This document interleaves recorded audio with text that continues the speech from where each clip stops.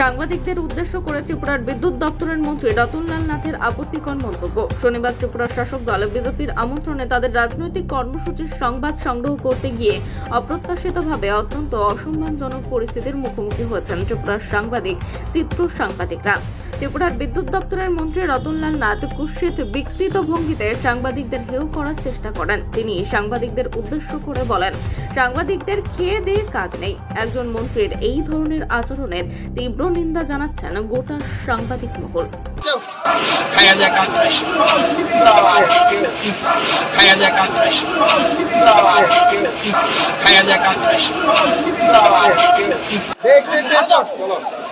সাংবাদিকদের সুবিধা দিকে ইয়ে করতে হবে।